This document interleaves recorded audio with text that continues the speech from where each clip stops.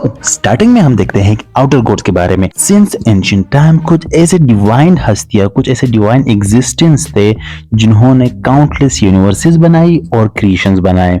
अब वो ये काम हमेशा बार बार कर रहे थे और हाउएवर उन्हें बोर लगने लगा और अपनी ही इस बोरियत को खत्म करने के लिए उन्होंने जंग को देखना शुरू किया। वो जंग जो बनाई भी उन्होंने थी, किसके दरमियान? Between light and darkness. अब ये जो हस्तियां थी इन्हें एब्सोल्यूट बीइंग कहा जाता था। जो ये एब्सोल्यूट बीइंग थे उन्हें डिस्ट्रक्टिव मतलब तबाही वाली जंगें देखने में बहुत मजा आता था और उन्हें बहुत मजा आता था अपने काफी क्रिएशंस को वॉर में मरता हुआ देखे। ऐसी जंग, ऐसी वॉर जो कभी खत्म ही नहीं होने वाली थी और ये सब किस वजह से? ताकि एब्सोल्यूट बीइंग इंटरटेन हो। लेकिन तभी एक एक्सीडेंट होता है, एक ऐसा एक्सीडेंट जिसमें एक एब्सोल्यूट बीइंग, एक क्रिएटर मारा जाता है अपने ही क्रिएशन के हाथों। अब इस इंसिडेंट के बाद जो बाकी डायमेंशन के एब्सोल्यूट बीइंग्स थे वो आ गए इस जंग को देखने, इस डायमेंशन की वॉर को देखने। उनका फोकस था पावर विदाउट अ ओनर पे। उनका फोकस इस चीज पे था कि जो पावर है विदाउट अ ओनर वो किसके हाथों लगेगी।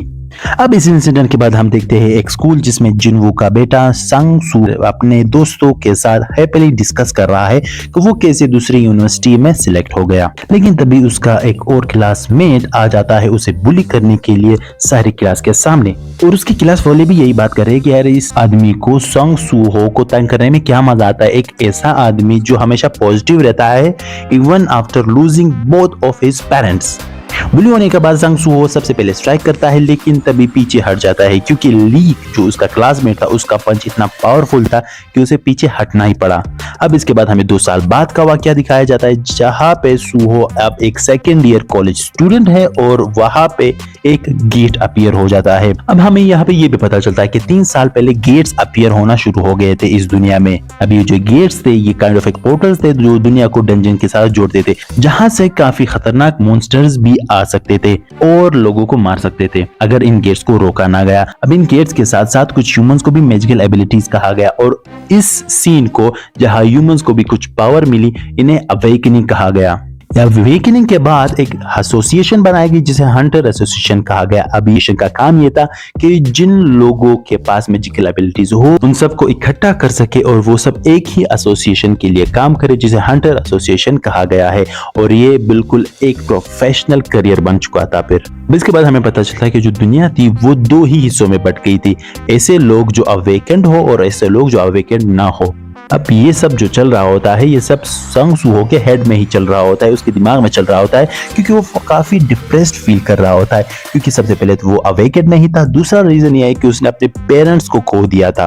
वो ये सारी चीजें सोच रहा था कि उसका आर्ट इंस्ट्रक्टर आ जाता है और उसकी ड्राइंग को देख के कहता है यार कि तुमने काफी अच्छा काम किया और वो खुद भी हैरान था कि मैंने क्या बनाया। जब वो देखता है तो उसने एक आंट की पिक्चर बनाई हुई थी। अब ये आंट कौन है तुम्हें पता होगा, अगर नहीं पता तो ये वीडियो देख लो। अब इसके बाद हम देखते हैं कि जो गेट अपीयर हो चुका था वहां से हंटर्स वापस आ रहे होते उस डंजन को, उस गेट को क्लियर करने के बाद, लेकिन उसी में से एक हंटर को हाथ पे स्क्रैच पड़ जाता है। अब ये स्क्रैच इन्फेक्टेड था जिसकी वजह से वो हंटर भी इन्फेक्ट हो जाता है।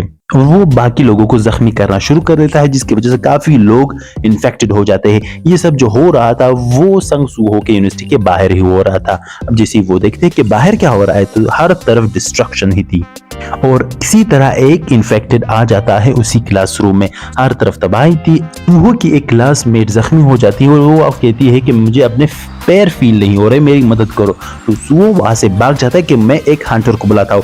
इस जगह पे उसे भी बेइज्जती फील होती है कि यार मैंने सामने ही उसे कह दिया कि मर जाओ क्योंकि मैं किसी काम के लायक नहीं हूँ और उसे काफी गिल्टी फील हो रहा होता है और तब वो सोचता है यार अगर मेरी जगह आज डैड यहाँ पे होते तब वो क्या करते।